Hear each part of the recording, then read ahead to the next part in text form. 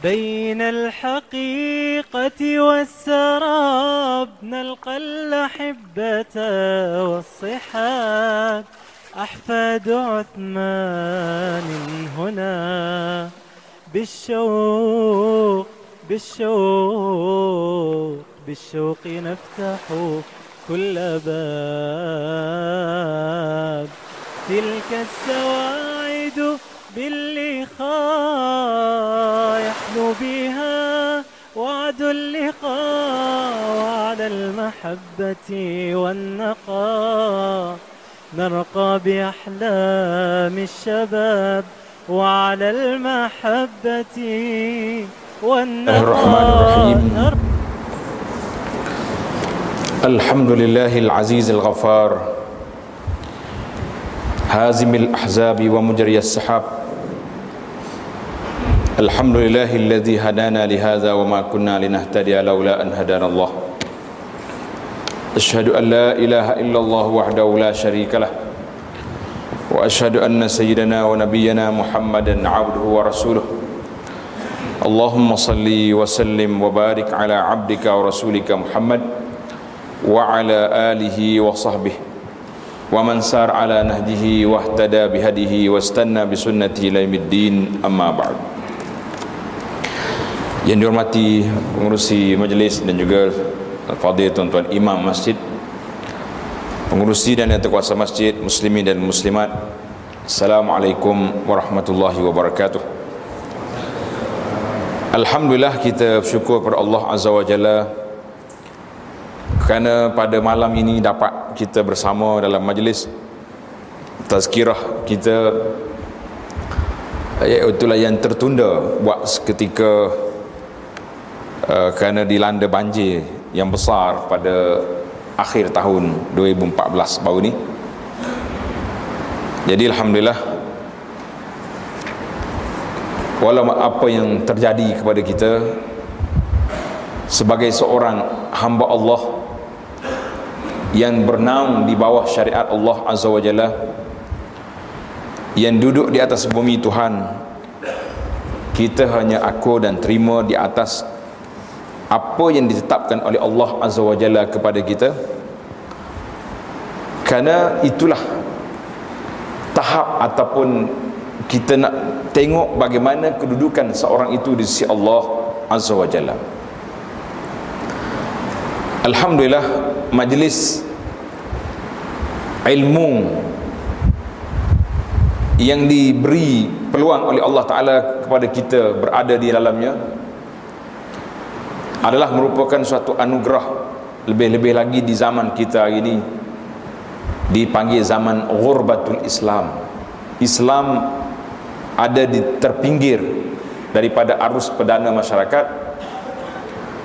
Namun begitu, alhamdulillah, di tempat kita ini kita lihat masyarakat masih lagi berpegang dengan agama Islam, dan perlembagaan kita membenarkan, bukan sekadar membenarkan, mesti anak-anak yang dilahirkan di atas keluarga orang Islam ditulis agamanya sebagai agama Islam. Cuma kita tidak tahu bagaimana parameter tahap penerimaan anak-anak itu kepada agama. Itu tidak boleh diukur dengan tulisan di atas kertas, tetapi ia diukur di atas penghayatan seseorang itu terhadap agama. Islam yang kita anut ini adalah Islam yang sangat mulia, kerana ia datang daripada Allah Azza wa Jalla. Islam itu tinggi. Al-Islam ya'lu wa la yu'la alaih. Islam itu tinggi dan tidak ada yang lebih tinggi daripadanya. Karena itulah kita tidak dibenarkan mengiktiraf agama lain. Mengakui agama lain juga betul tak boleh. Dan ini tidak menafikan sifat toleransi beragama. Itu berbeza. Toleransi beragama sebagaimana ayat lakum dinukum waliyadin. Tetapi kita sebagai seorang Islam tidak boleh menerima agama lain daripada Islam, kerana perintah Allah dalam Al-Quran, innad dina indallahil Islam. Agama yang diterima di sisi Allah Subhanahu Wa Taala iaitulah agama Islam. Maka agama yang kita anuti ini, kita kena naikkan taraf daripada agama yang diwarisi. Dua yang berbeza agak ketara kalau kita kata ini diwarisi dengan ini dianuti. Bila makna diwarisi, artinya kita hanya menerima Islam itu sebagai agama sebab itulah yang kita terima. Besar-besar ayah kita kata tak nama kita sebagai seorang Islam. Sekali-sekala dia bawa pergi ke masjid, sekali-sekala dia bawa pergi majlis-majlis keagamaan. Dan mungkin ada sebahagian masyarakat setakat tu je tangga hidup dia dengan agama. Ini realiti yang berlaku para jemaah sekalian. Dars ataupun beberapa pengajaran yang dapat saya lihat hasil daripada ujian yang Allah Subhanahu Wa Taala timpa kepada umat Islam. Umat bukan Islam, bukan Islam sajalah, yang apabila berlaku bencana besar, kampung-kampung mereka diziarahi oleh air. Saya namakan ziarah saja sebab dia mari sekejap, 2 hari lebih saja ataupun 3 hari saja kedatangan air, tetapi memberi kesan yang begitu besar sehingga sampai hari ini pun bantuan-bantuan tak putus-putus lagi. Selisih dengan kawan-kawan kita. Kita mari sini, dia pergi ke Kelantan untuk membantu menolong tempat-tempat yang belum lagi selesai. Tuan-tuan, beberapa siri khutbah yang saya sampaikan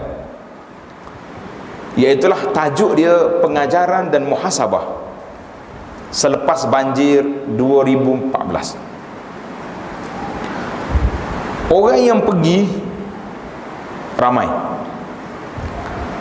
masyarakat yang datang banyak sekali. Ada yang macam-macam kawasan dia orang pergi. Ada yang pergi ke Gua Musang, ada yang pergi ke Dabung, ada yang pergi Manik Urai, ada yang pergi ke tempat saya di Sungai Durian dan sebagainya. Kita katakan semua masyarakat ini didahulukan dengan ucapan jazakumullahu khairan. Allah Ta'ala saja yang balas.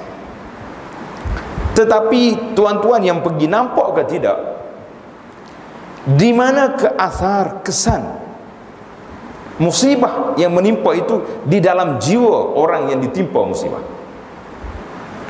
Dari sudut fizikal, tuan-tuan nampak rumah tak ada. Sampai hari ni pun orang masih duduk dalam khemah ramai lagi, belum boleh keluar daripada khemah.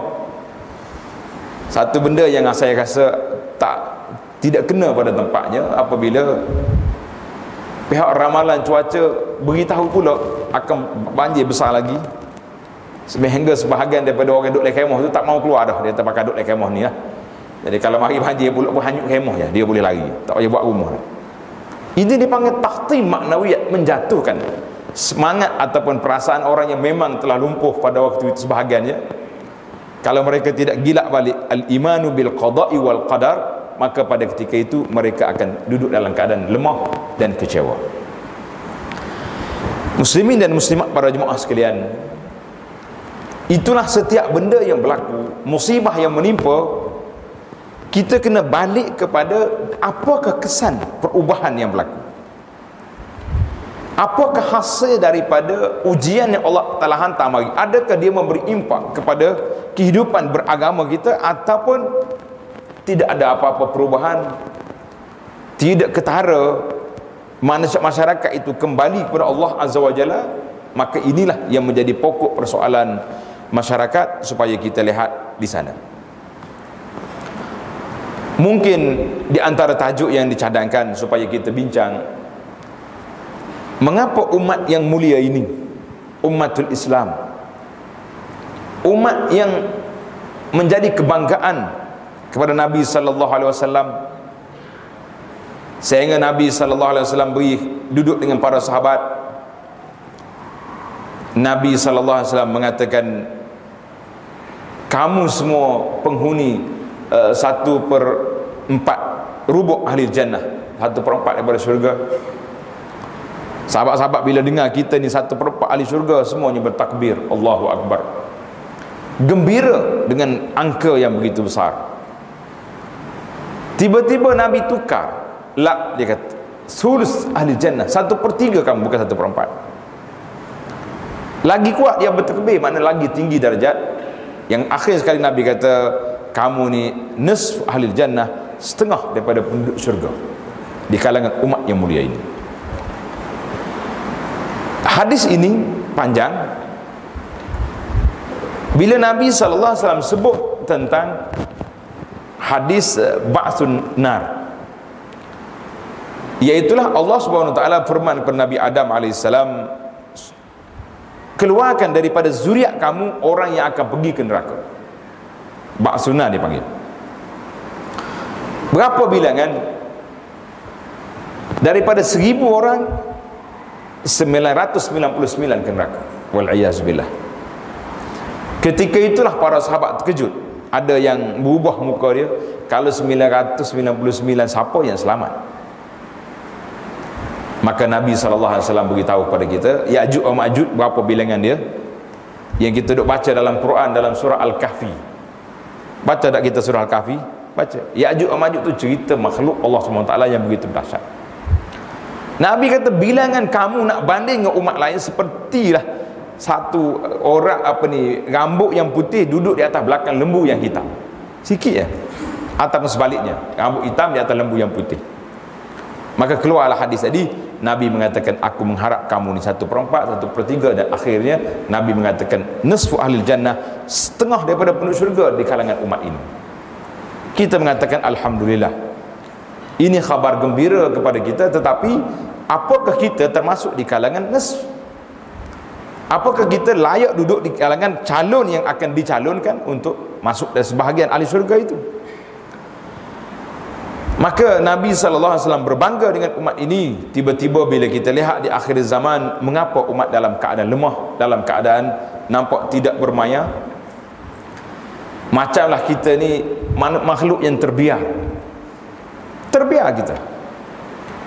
Bila tengok apa yang berlaku di Palestin, sekali Yahudi gempok, sekali dia mengamuk, berapa banyak rumah yang dibom, berapa ramai orang yang mati.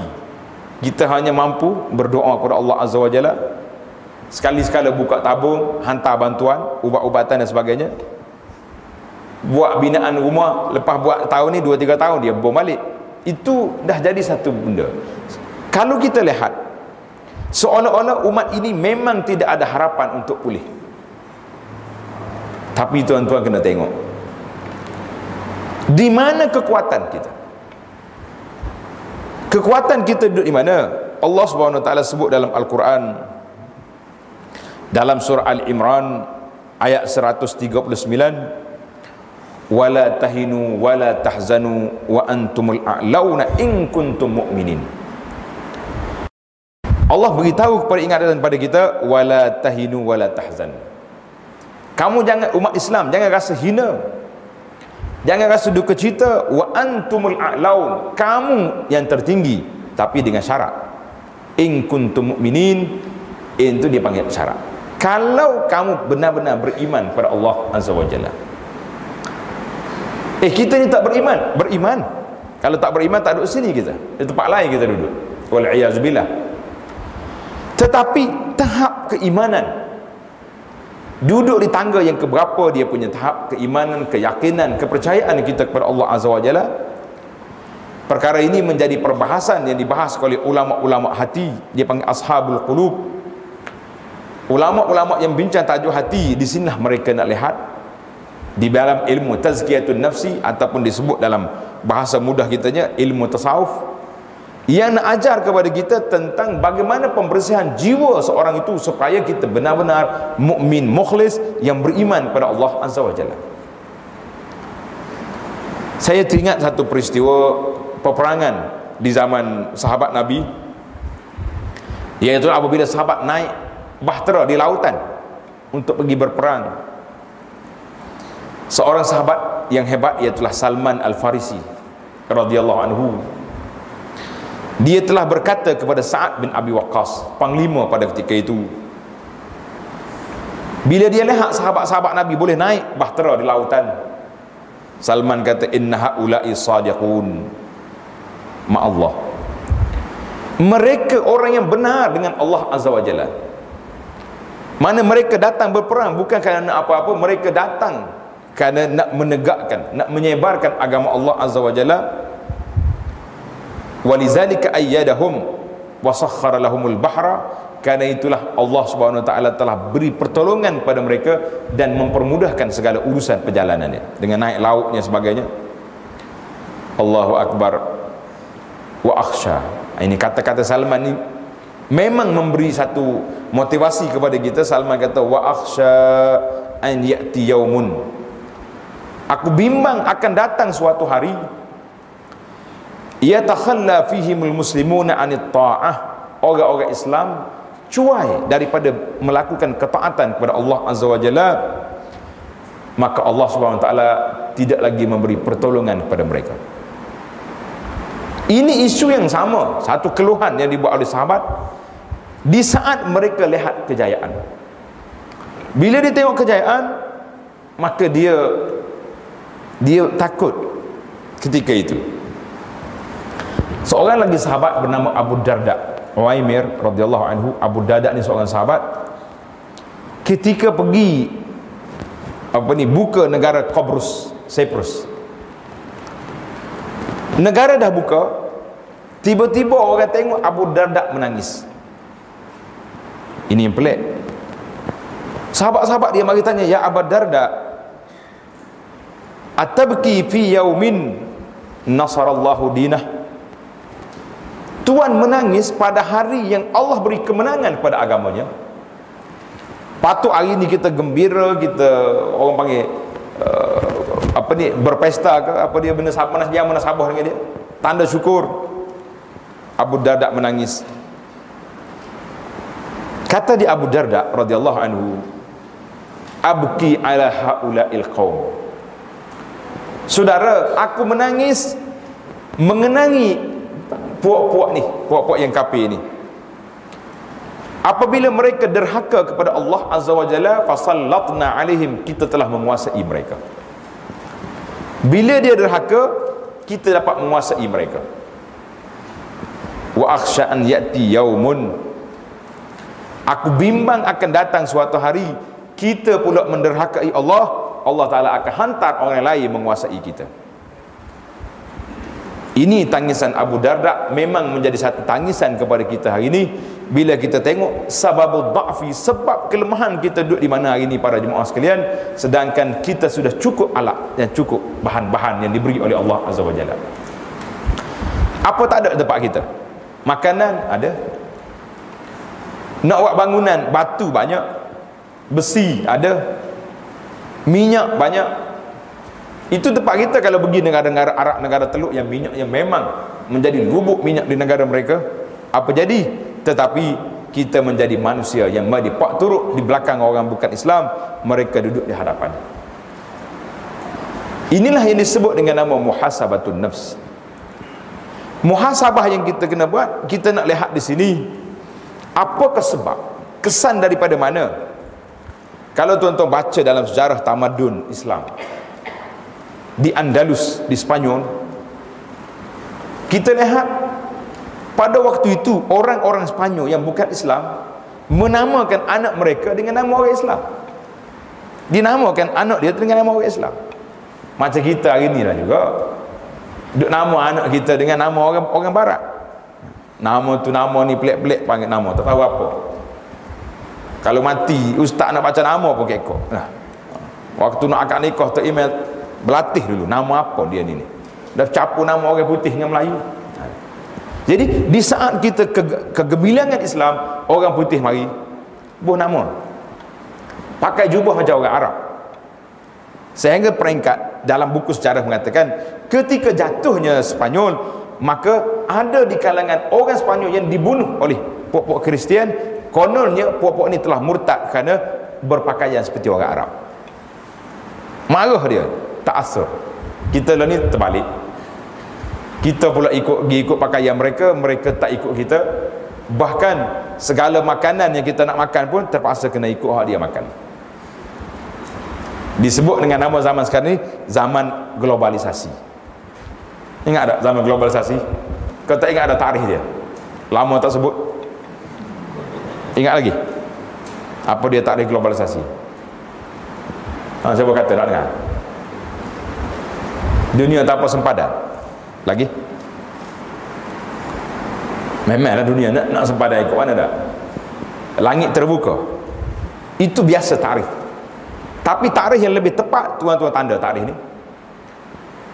Tarikh bagi saya yang lebih tepat dalam tajuk globalisasi ini, iaitulah tarikh yang diberi oleh Syekh Dr. Wahab Az-Zuhaili hafizahullah. Dia kata tarikh yang betul pada globalisasi ini iaitulah orang putih nak suruh kita makan apa yang dia makan, nak suruh kita pakai apa yang dia pakai, nak suruh kita buat seperti yang mereka buat. Ini yang paling tepat tarikh globalisasi, mana dunia tanpa sempadan, semua benda jadi. Saya tengok budak-budak Arab pakai hijab ni, pakai telekung, pakai tudung ni, tapi tulisan nama dia punya tudung nama Arab juga. Nama kain tudung pun tak ada nama Arab, nama orang putih. Ini dipanggil dunia sudah terbalik. Waktu saya pergi ke Mesir, Universiti Madinah bagi tiket untuk buat kajian tesis akhir 90-an lah. Nak masuk dalam dia punya manuskrip lama, makhtutat, buku tulisan lama di Kahirah, kena ada surat daripada universiti baru boleh masuk. Saya masuk tengok budak-budak perempuan muda-muda lagi duduk kaji sejarah Andalus. Kita tanya dia, mari mana? Dia kata mari daripada Sepanyol, Spain. Mari buat apa? Dia kata mari kaji tamadun Islam di Sepanyol. Tanya, mau Muslim? No, dia tidak. Bukan. Tapi dia nak kaji balik kenapa ketika itu Islam boleh menguasai mereka. Subhanallah. Ini cerita-cerita benda-benda tingginya kita bila mana apabila kita in kuntum mu'minin, apabila kita beriman kepada Allah Azza wa Jalla, maka ketika itu kita akan mendapat kemenangan. Tapi di saat kita telah kehinangan punca, di saat kita menjadi lemah di zaman ini, pada waktu itu kita akan nampak kita berada dalam keadaan lemah. Walau macam mana pun tuan-tuan dan puan-puan, sebagaimana Tuhan sebut dalam ayat 139 Ali Imran, wala tahinu wala tahzanu. Jangan rasa lemah, jangan duka cita. Tengah hari tadi saya kuliah satu kitab, nama dia Nihayatul Alam, berakhirnya dunia ini. Di dalam tajuk kedudukan Imam Mahdi menurut Ahli Sunnah wal Jamaah.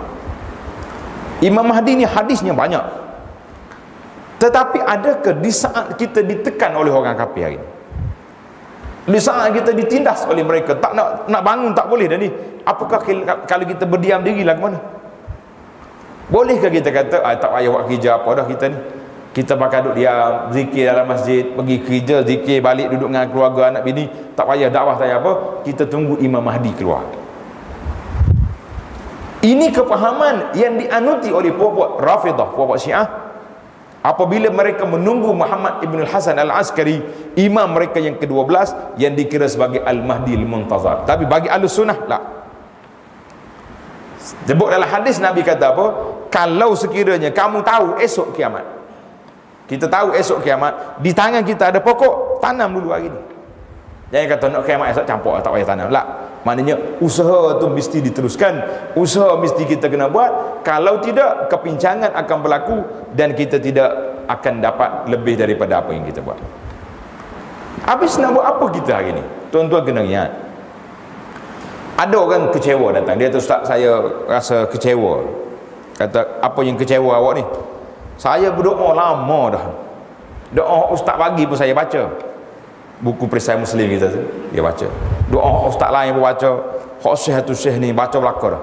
Tapi Tuhan tak kabul-kabul juga doa saya ni. Kata mu ni, mu ingat doa ke Tuhan ni macam kita pergi isi borang minta kerja. Lepas isi borang ada kan tarikh akhir dia. Awak akan dipanggil temu duga pada 25 hari bulan. Manakala tak sampai surat tu, kita tak ada tu. Kata kita dengan Allah Azza wa Jalla, tak mungkin kita buat demikian. Sebab bila Tuhan berjanji, ud'uni astajib lakum, kamu minta dengan aku perkenankan. Kef Tuhan berjanji dia tak tunai? Yang tak tunai janji ni orang lain. Kita ni memang banyak tak tunai janji. Kadang-kadang tak. Pandai berjanji tak ingat. Saya bukan tak nak tunai Ustaz, terlupa. Kalau kita ni pasal jenis manusia pelupa, jangan duk berjanji dengan orang. Dosa. Kata ulama, hatta berjanji dengan anak sendiri pun tak boleh. Awak kalau dapat A, saya bapak beli basikal contohnya. Boleh A, awak tak ingat ya anak dia. Berdosa ayah dia sebab tipu anak sendiri. Kata anak saya, memang itu janji. Apalagi kalau berjanji dengan isteri. Awak duduk diam-diam, saya bawa pergi sana sini. Tiba-tiba dia pergi seorang. Tak boleh. Janji. Allah Subhanahu Wa Taala, Inna Allah la yukhlifu mi'ad. Allah Taala tidak mungkin janji, tetapi janji yang Allah Taala beri at-tamkin. Allah janji dengan kita ni, in tansurullaha yansurkum. Janji Allah Subhanahu Wa Taala janji bersyarat. Apa dia syarat? In tansurullah, kalau kamu tolong agama Allah, yansurkum, Allah Taala aku bantu kamu. Artinya tak boleh diam, kita kena buat kerja sungguh-sungguh. Sebab kalau kita tak buat kerja, tidak akan naik taraf agama kita ni. Jadi alhamdulillah hari ni saya tengok para jemaah sekalian, memang sebahagian besar daripada umat Islam kita bekerja. Ahli-ahli AJK masjid bekerja siang dan malam bagaimana nak besarkan bangunan-bangunan masjid, kan? Berusaha juga mencari penceramah-penceramah untuk imarahkan masjid. Tapi kita jangan lupa bagaimana kita nak berusaha untuk nak penuhkan masjid kita ni dengan ahli jemaah. Sampai sini lemah lalu. Lemah ke tak lemah sampai itu? Pengurusi kata, Abi ikhtiar dah Ustaz. Habis benda dah kita buat. Sampai ada seorang tu dia kata, saya ni terpaksa dah Ustaz. Bila saya tegur, dia bawa orang bergendang dalam masjid. Dia kata, saya terpaksa Ustaz nak suruh orang mari. Tak, saya bukan nak suruh orang mari, saya nak suruh orang jadi ahli. Orang mari sebab ada program. Esok mari tak mari? Tak. Kalau lagu tu buat jamuan besar-besar, penuh masjid ni orang mari. Esok kita sembelih 3 ekor lembu, nasi minyak. Bukan sembarangan minyak, nasi mandi lagi tak. Mari tak mari orang? Mari. Macam cerita banjir pun ni. Saya jumpa ramai dengan imam dan juga pengurusi masjid. Dia kata, Ustaz amat menduka citakan. Kata apa duka citanya? Kau kan bantu orang banjir. Dia kata, apa tak duka cita? Waktu makan tak ada seorang pun miss, semua hadir. Waktu azan, berapa orang mari? 500, 1000 di masjid. Duduk di masjid ni. Yang turun solat berjamaahnya tak sampai 20 orang. Kadang-kadang 15, kadang-kadang 5 orang turun. Sampai pengurusi masjid kata, awak semua ni saya nak ambak balik tak pernah sabar. Rumah tak ada dah. Tapi janganlah buat rumah Tuhan ni macam tempat lain. Sampai peringkat itu. Duduk di masjid hari Jumaat tak sempat nak sembahyang Jumaat sebab duduk tunggu barang orang bawa mari tepi jalan. Lepas sembahyang Jumaat dia naik motosikal dia penuh barang. Jadi ustaz tanya, awak solat Jumaat mana tadi? Minta maaf ustaz tak sempat nak mandi. Alasan dia tak sempat nak mandi, tak boleh sembahyang Jumaat. Dia kata nak mandi ke tak sempat nak tunggu barang orang mari tu. La haula wala quwata illa. Ini dipanggil bala yang kita bimbang, takut nanti lagi dahsyat bala kita. Maka bila kita kata kenapa kelemahan kita di sini, ada beberapa perkara yang disebut oleh para ulama kita ni. Yang pertama dia kata kasratu ad-du'atu ilal fasad, kerana terlalu banyaknya gerakan-gerakan yang mengajak manusia kepada kerusakan. Kita hari ni nak banding benda yang rusak dengan benda yang islah, berapa banyak ada? Dulu tak ada ustaz program-program agama dalam TV. Sekarang ni sudah ada. Kita kata alhamdulillah lah sudah ada kan. Tapi tengoklah minit tu. Daripada 24 jam, 20 jam siaran, berapa minit untuk agama? Untuk agama pun celah-celah tu apa ada? Kita ceramah 10 minit, stop. Iklan tu tak patut syariah. Dengan untuk aurat dengan macam-macam. Kadang-kadang kita orang tegur, ustaz duk tanya ustaz, tanyalah ustaz, tapi celah iklan tu benda pelik-pelik. Kita pun tanya penerbit, dia kata kenapa? Dia kata orang beli, kita kena letaklah situ.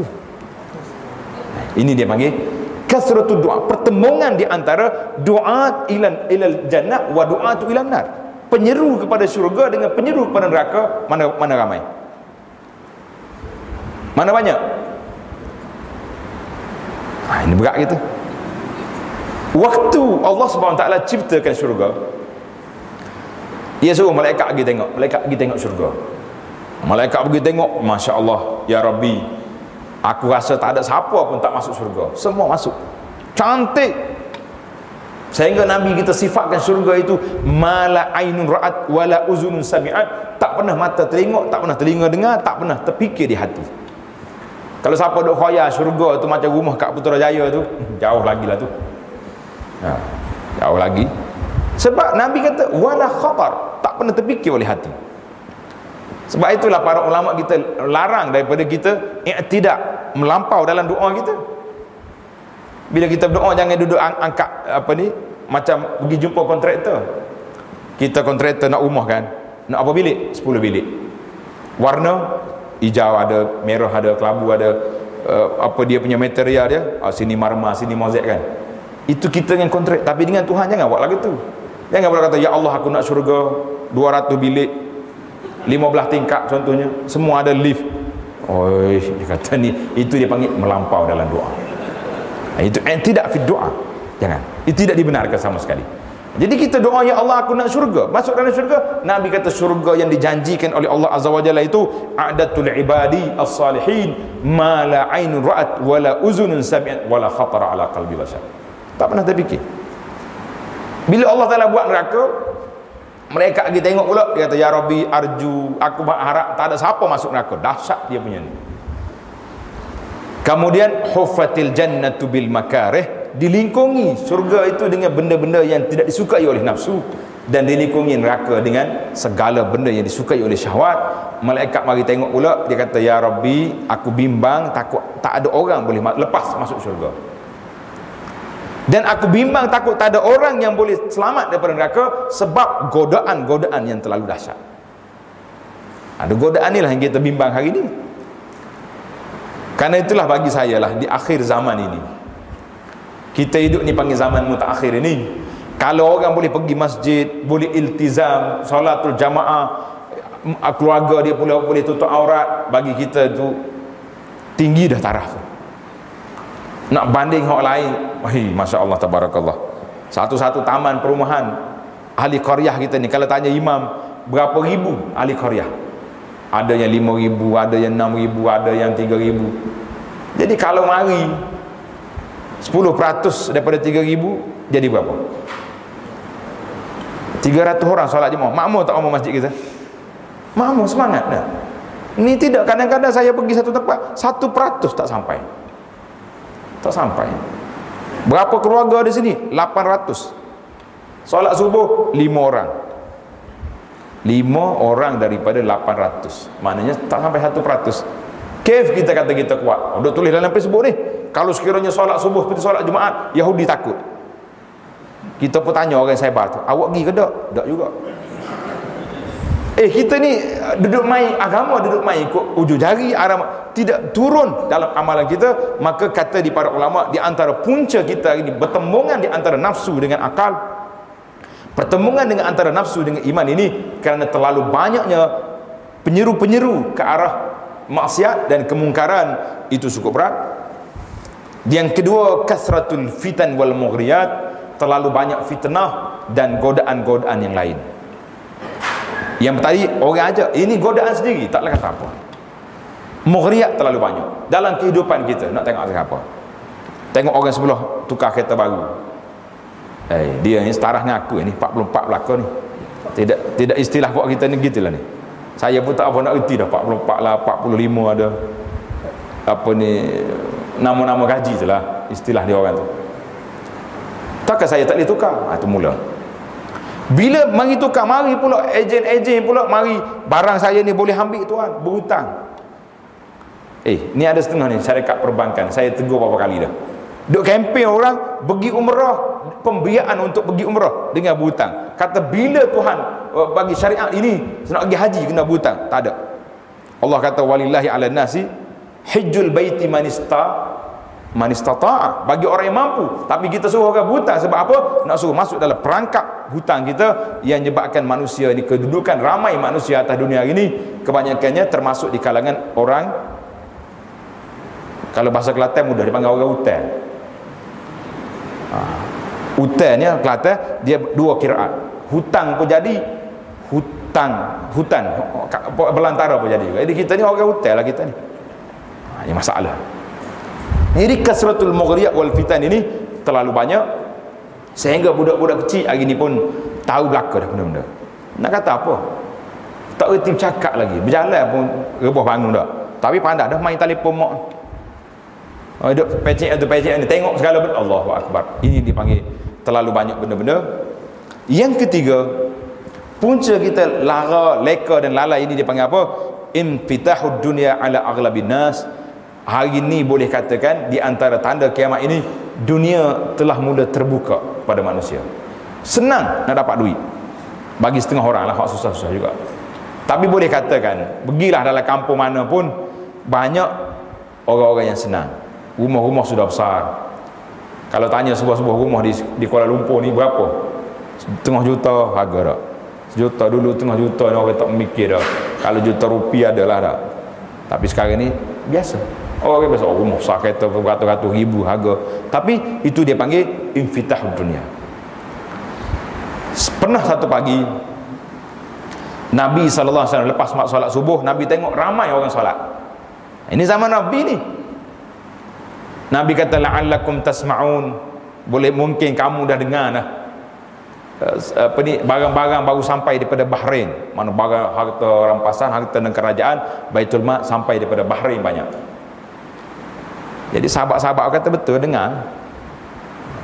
Ketika itu Nabi bersabda, mal faqra akhsha alaikum, bukan kepakiran yang menjadi aku takut atas kamu, walakin akhsha alaikum an tubsata alaikumud dunya. Tapi aku bimbang takut dibuka depan mata kamu dunia yang menyebabkan kamu berlomba-lomba untuk mengejar dunia, kamu tertinggal ke akhirat. Habis tak boleh ke kita ambil dunia lah? Siapa kata tak boleh? Allah sebut dalam Al-Quran sendiri, wala tansa nasibaka minad dunya, jangan kamu lupa bahagian kamu dalam dunia. Ambil. Nabi SAW tak pernah mencerca sahabat-sahabat yang kaya. Pernah Nabi marah kepada Abdurrahman bin Auf, mu ni kuatlah bisnes. Ada? Tak ada.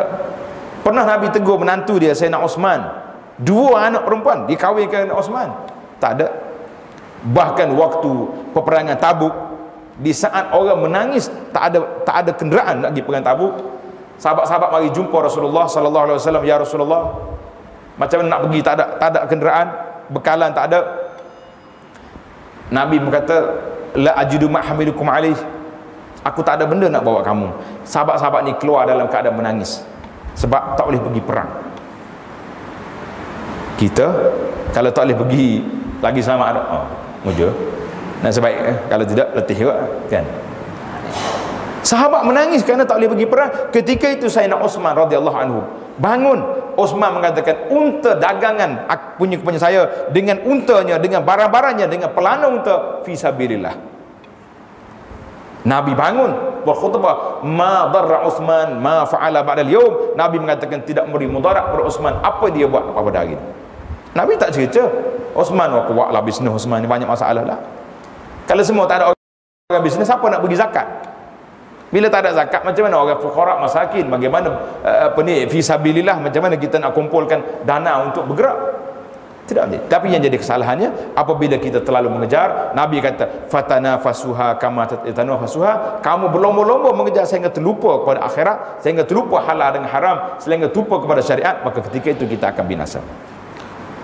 Ini di antara yang kita tengok, itu dia panggil benda-benda luaran yang bersifat individu masyarakat. Kita nampak godaan terlalu banyak, himpitan terlalu kuat. Dan kalau kita nak lihat juga serangan daripada luar, dia panggil al-ghazwul fikri, serangan pemikiran umat Islam. Hari ini saya tak tahu fitnah yang berlaku ini, setengah daripada pendakwah dia baca hadis fitnatun dahma. Tengok dalam buku berakhirnya dunia ini tu, kalau tuan-tuan tengok, saya terlupa yang keberapa tanda kiamat. Dia kata fitnatun dahma ni fitnah yang gelap. Jarang rumah akan selamat daripada fitnah ini. Ada sebahagian pendakwah menafsirkan Tafsir ni terbuka, boleh ditafsirkan berbagai-bagai. Dia kata iaitulah fitnah yang masuk melalui alat-alat gadget kita hari ni.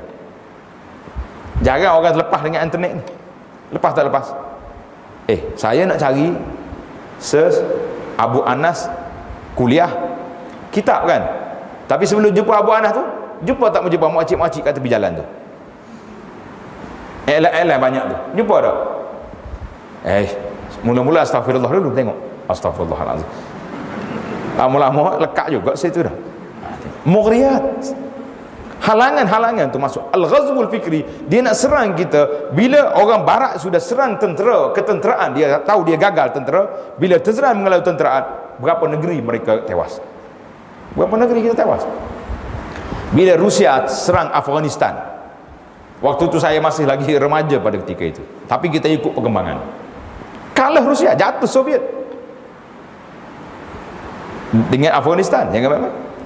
Ini Amerika mari dengan Iraq dan macam-macam cerita, kita tak mau masuk dalam global politik, tapi cukup dengan kita ada serangan pemikiran yang mari hari ini, iaitulah orang putih bila dia mari, yang pertama sekali dia cocok dalam kepala kita nak asingkan di antara ibadat dengan kehidupan.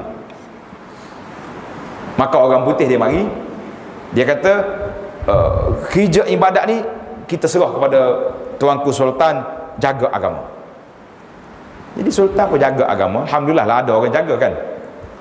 Tapi pentadbiran itu duduk di bawah kita, di bawah kolona sekian-sekian jaga pentadbiran, yang menyebabkan kita yang hanya boleh baca Quran, boleh musabaqah Quran, bolehlah program-program berlawak Maulud Nabi boleh, apa lagi yang kita boleh? Musabaqah, perarakan Maulid Nabi, apa lagi? Jadi keagamaan ritual yang biasa boleh, tapi kalau nak kehidupan lain, semua duduk di tangan residen, di tangan penjajah, mereka yang catur. Sehingga sampai peringkat hari ini serangan yang mereka tinggal 50 tahun lebih, iaitulah undang-undang Lok yang dipakai negara kita masih lagi belum dapat dimerdekakan. Bahkan mahkamah lagi tinggi ada, lagi besar mahkamah. Sedangkan kalau kita nak tengok dalam negara kita ni, berapa peratus umat Islam pada waktu itu, kenapa tidak dibesarkan mahkamah syariah, mahkamah Islam itu sebagai mahkamah yang dominan, mahkamah sivil itu untuk orang bukan Islam? Terbalik. Ini serang pemikiran dia masuk, yang menyebabkan saya ketika mengajar subjek tarikh perundangan Islam, di antara punca kelemahan umat Islam ini apabila mereka telah dijauhkan daripada sumber perundangan Islam yang asal. Tak ada. Dia kata enactment tu tak ada dah, tak sebut dah nama kitab. Ada mana dalam kitab enactment sekian-sekian berdasarkan kitab Matla'il Badrin? Ada. Berdasarkan kitab Bughyatul Tulab, kitab Fathul Qarib, tak mari dah. Dia mari satu section B, tolak campur, habis ini dah. Jatuh hukuman dia 3,000, penjara 5 tahun. Itu je yang ada. Maka boleh duduk di dalam undang-undang Islam, hanya boleh dia panggil 356. Kau tak ajar dengan angka ni, biasa dengar kan, 356. Itu yang kita dapat. Banyak lagi cerita Ghazwul Fikri. Dia masuk pemikiran memisahkan di antara kehidupan dengan agama. Maka kita sebahagian daripada masyarakat memahami ibadat itu duduk di mana? Ibadat itu duduk di masjid, di surau, di kopiah, di telekong, di pusat zakat, di Mekah. Kemudian kehidupan yang lain tak ada kena mengena agama. Maka di zaman kita hari ini, penerimaan masyarakat, timbulnya liberal, timbulnya pluralisme, timbulnya macam-macam nama yang ma'anzalallahu biha min sultan. Ini semua kelemahan yang berlaku hasil daripada mereka dari. Kemudian jangan lupa serangan dadah, dan seumpama dianya kita duk marah ke dadah ya, najis dadah, tapi tak ada orang sebut najis arak. Arak dengan dadah ni mana bahaya? Dalam Quran sebut arak, tapi oleh kerana arak menjadi minuman sebahagian orang, maka tak ada siapa kata najis arak, dadah najis. Najis tak najis pun dalam ubat ada dadah sadak. Ada? Mana doktor sini? Ada benda tu, cuma cara dia yang dia guna untuk ini. Maka kita diserangan banyak lagi lah benda-benda lain yang kita serang. Yang terakhir yang saya rasa patut kita muhasabah di sini, iaitulah dha'fud du'a, kelemahan kita sebagai pendakwah kepada Allah Azza wa Jalla. Ini realiti. kelemahan pendakwah. Dia kata ustaz ceramah kuat orang itu sebab kadang-kadang kita ceramah tapi susunan ceramah kita, silibus masjid tidak lengkap. Biarlah kalau saya tanya dah, di masjid kita ni dalam seminggu pengajian lengkap ke tidak semua subjek agama kita ajar? Ada tafsir, ada hadis, ada fiqh. Fiqh pula kena bagi 3. Satu dipanggil fiqh ibadat, solatnya, puasanya, taharahnya. Satu lagi fiqh muamalat, dalam bab jual beli, dalam bab kontrak, dalam bab apa ni benda. Satu lagi fiqh dalam bab perhubungan di antara kita sama kita. Fiqh ada 3. Kamu dalam bab akidah, dalam bab sirah Nabi sallallahu alaihi wasallam. Jadi subjek kita pun tak lengkap, yang menyebabkan kita baca kitab yang sama. Mari esok tafsir pula ustaz. Saya tanya kenapa kau ustaz suka mengajar tafsir ni? Dia kata ustaz, mengajar tafsir ni tidak payah banyak, rojok-rojok sikit. Jadi kita boleh syarah jauh boleh pergi. Tapi kalau mengajar fiqh muamalat, kalau tak baca betul-betul, punya komen dia pendengar. Nah, kontrak baik bisa manil ajin, apa lagi dia panggil ni? Al-Muntahi bin Tamlik. Kalau tak baca ni, jangan duk syarah. Ni suka dia orang. Itu dari sudut kelemahan kita sendiri. Dahlah dalam sekolah kita sudah diasingkan, diasing, terpinggir subjek agama ni sampai mereka tidak menjadi subjek utama. Tuan-tuan sebagai guru pembuat dasar, kenapa tidak masuk subjek agama Islam? Untuk anak orang Islam mesti A baru dapat 5A plus, baru syarat nak masuk sekolah asrama penuh. Ada subjek agama dalam kira-kira? Mana guru gitu? Ada. Matematik, sains, apa lagi. Waktu anak saya dah 6, balik marah dia. Kenapa marah? Dia kata saya dapat agama, tapi cikgu kata tak ada kira-kira. Tak ada kira-kira. Yang ada kira-kira hak tadi. Kenapa kita sebagai negara yang duduk di bawah perlembagaan mengiktirafkan agama kita, agama persekutuan, agama rasmi kita, agama Islam, kenapa tidak dimasukkan subjek? Kalau subjek agama masuk dalam A yang nak diskor tu, saya kira pusat tuition tok imam kita tak boleh tidur, mesti kena buka lagi. Di masjid kita ni penuh anak-anak darjah 6 hari sebab nak dapat A dalam mata pelajaran agama. Tapi oleh kerana tidak diambil kira, maka tertinggallah dia. Ini di antara. Kemudian di antara kelemahan kita, dakwah kita tidak bergerak juga, iaitulah pendakwah-pendakwah kita tidak banyak research dari sudut fakta untuk kita sampai kepada masyarakat. Yang adanya menimbulkan isu-isu yang menjadi perbalahan kepada masyarakat, tapi kita tidak mengkaji di manakah kedudukan yang sebenar. Maka tersebarlah hadis-hadis palsunya dalam masyarakat, cerita-cerita yang tidak ada fakta, sampai peringkat orang dengar pun rasa pelik ni. Sampai peringkat kata Nabi Adam sampai ke Malaysia. Ini cerita berlaku. Orang duk sebar dalam YouTube ada.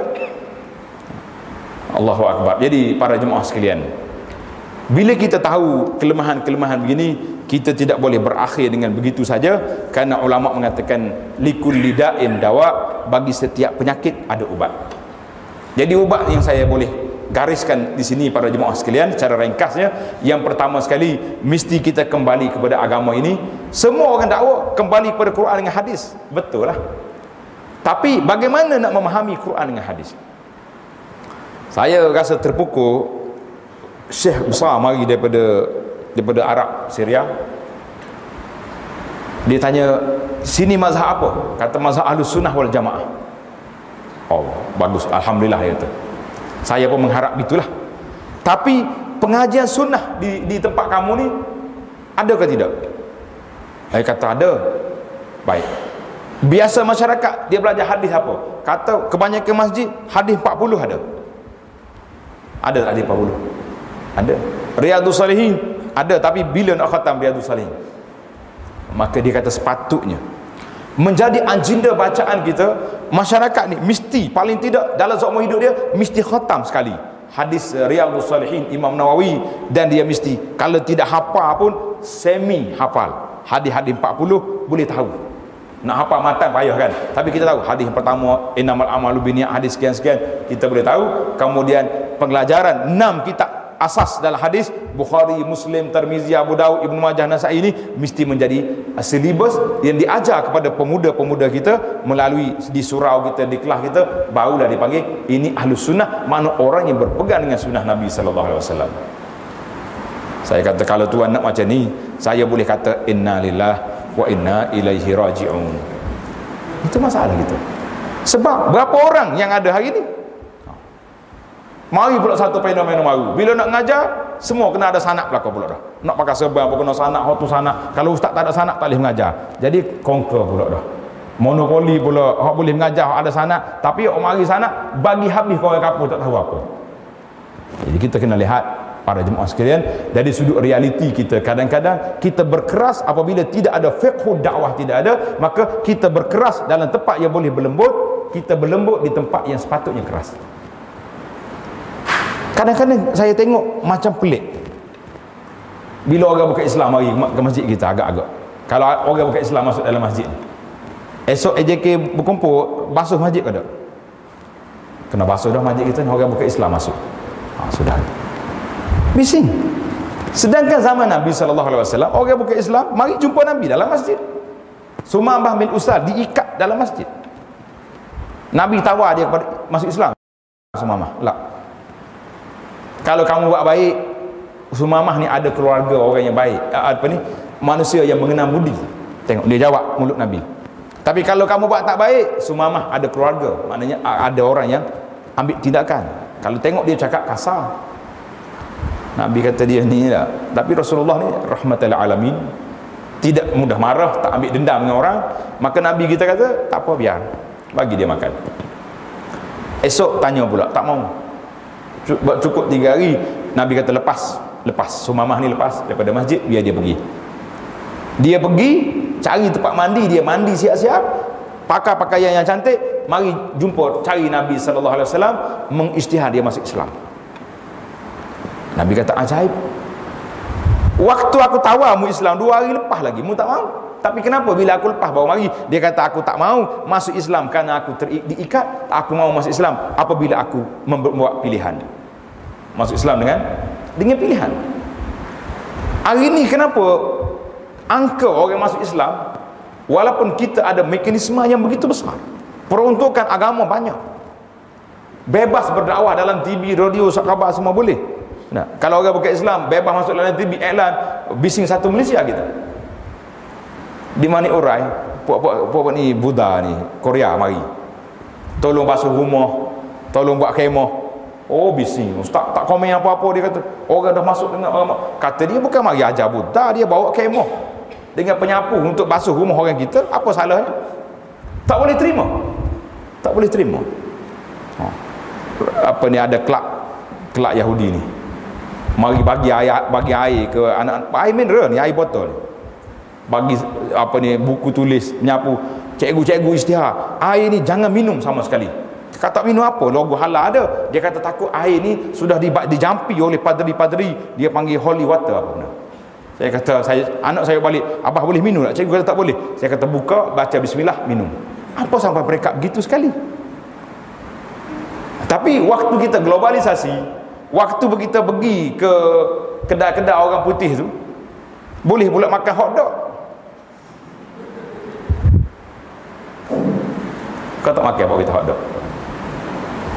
Kadang-kadang untuk haji makan juga tak? Boleh berhenti masjid, balik masjid ni lepas dengar ceramah. Anak kata berhenti sekejap ustaz. Abah berhenti. Nak beli apa? Hotdog. Abah nak 2 biji. Abah makan juga dok.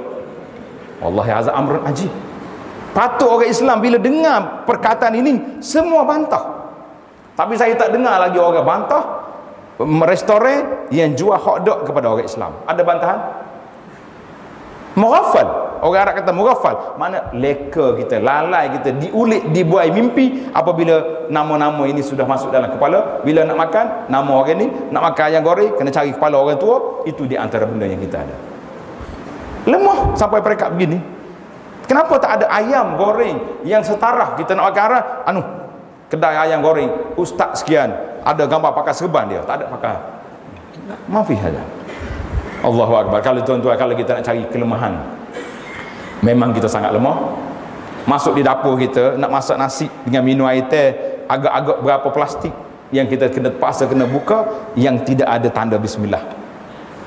Allahu akbar. Inilah kelemahan kita. Jadi marilah walillahil izzatu wali rasulihi, kita mengatakan setara mana kelemahan kita, kita tidak mengaku kalah, sebab Allah Taala janji at-tamkin li hadzal ummah. Allah Taala akan beri kemenangan kepada umat ini, tapi dengan syarat in tansurullaha yansurkum. Bila kita tolong agama Allah, Allah Taala akan bela kita. Marilah sama-sama kita kembali balik semula ke meja pengajian kita, kelah-kelah halaqah kita belajar supaya kita dapat memahami Islam itu melalui sumber yang asli, bukan melalui cerita-cerita yang dibawa, bukan melalui maklumat-maklumat yang menyusahkan kita sendiri. Sebab memang agak sukar bila kita tidak terima maklumat yang betul. Para jemaah sekalian, saya rasa itu sajalah kelemahan yang ada ni masih lagi boleh. Sebagaimana satu riwayat mengatakan, ummati kal ghaiz, umat aku ini diibaratkan seperti hujan yang tidak tahu kebaikan tu duduk di awal atau duduk di akhir. Mana kita tak boleh kata kebaikan tu tak ada dah, akhir zaman ni manusia punah belaka lah. Masih ramai lagi wali min awliyaillah di zaman ini. Kata itulah kata di para ulama, turunnya hujan, turunnya rahmat Allah SWT ni kadang-kadang ada makhluk di sebalik tabir yang kita tidak tahu. Mereka beribadat kepada Allah dengan ikhlas, tidak dikenali oleh penduduk bumi, tapi dianya dikenali oleh ahli langit. Para malaikat mengenali dia dengan banyak zikirnya, dengan ikhlas dianya, tapi kita manusia tak kenal dia. Allah Ta'ala alam. Mudah-mudahan sedikit tazkirah kita ini boleh menjadikan muhasabah kepada kita di atas kelebihan umat ini dan apa cara untuk kita kembalikan izzatuna, insya-Allah. Subhanakallahumma wa bihamdika asyhadu an la ilaha illa anta astaghfiruka wa atubu ilaih. Wa sallallahu ala nabiyyina Muhammad wa ala alihi wa sahbihi ajma'in walhamdulillahi rabbil alamin.